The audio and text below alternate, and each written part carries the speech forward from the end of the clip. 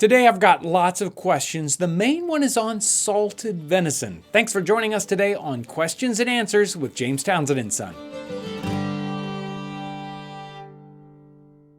The first question is from Y Tiger, and it's from the spoon video that we just did. It says, "This is awesome. If you want to keep the spoon and use it frequently, would you seal it? And if so, what would you use? And how do you care for your spoon after it's made?" Thanks for the great videos. And that's a good question. And wood spoons can be kind of difficult. If you just carve that spoon out and start using it, it may crack. But of course, in the context that I was doing this, I kind of meant the spoons to be used right away. But for longer term storage, you do have to dry these rather slowly so they don't crack. And after you're done letting them dry slowly, you can coat them with something like the bowl finish that we use, or a beeswax and oil mix. Even a vegetable oil is okay, but it can grow rancid over time, and so your spoon might smell funny. I'll include a link to the bowl finish in the description text for this. And for that slowing down, letting it dry slowly, you can bury it in sawdust. Some people rub the outside of their spoons with a raw potato, and that starch kind of puts a layer on the outside of it and lets it dry slowly. So there are some tricks. There may be more. I would do a quick Google search on that. The next question is also on the spoon video. James W. Starnes writes, "What about oak or pine? There are swarms of those here." Boy, oak is tough. Oak is very tough to carve right off the bat. So that's why I kind of suggested very soft woods, especially for starter spoon carvers.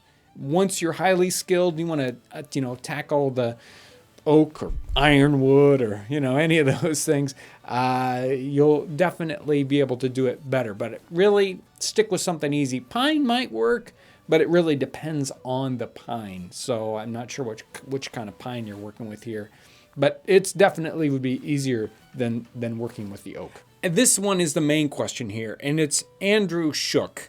And he is commenting on the salted pork episode. And he says, would they have done this with venison also? Now, right off the bat, without looking at a whole lot of research, I was going to say, maybe no. But Kevin did some quick searching on Google Books and found several different references to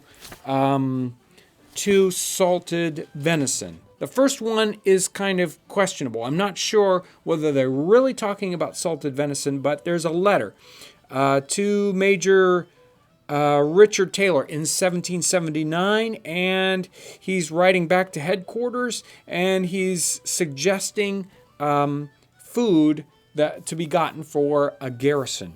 And he's suggesting salting down beef. And then he also says, if you can procure a quantity of venison or bear meat by 3 or 4 hunters, I would recommend it to be done for use with your garrison.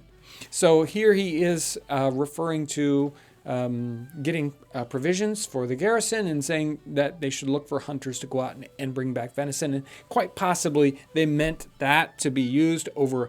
I mean, you can only, if they bring in venison, if they don't salt it, they're going to have to eat it right away. So more than likely, he was referring to salting that venison so that they would be able to use it later on. So most of the other references were 19th century. Here is a treatise on the physical and medical treatment of children, and it specifically references salted venison in that. There's also reference in an 1830 book called The American Turf Register and Sporting Magazine, where they specifically reference venison. And the last reference was actually an 18th century one, 1768, and this one is from Northern Europe. So they're talking about hunting and salting venison in Northern Europe. So there are multiple references, and these were just real quick stuff. 10 or 15 minutes on Google pulled up these 3 or 4 references to salted venison. So they did salt lots of different kinds of meats, and venison was one of the possibilities. So this weekend, we're headed to Mississinewa 1812, which is down by Marion, Indiana. It's not very far from here.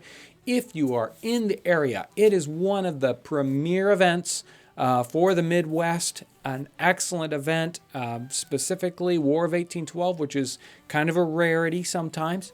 Excellent event with lots of military units, lots of vendors selling really neat stuff. So if you're in the area, I really suggest it. Coming out, see us. Come see the event. It's great. I really want to thank everyone out there for your great comments, for sharing our videos, your wonderful suggestions and questions that come in. You're really so helpful. I really want to thank everyone for all of this great support. And I want to thank you for watching. If you're a new viewer and you haven't subscribed, press the subscribe button up here. That'll take you to a spot where you can subscribe. That really is the best way to get notification of all the new videos that are out. I want to thank everyone for watching.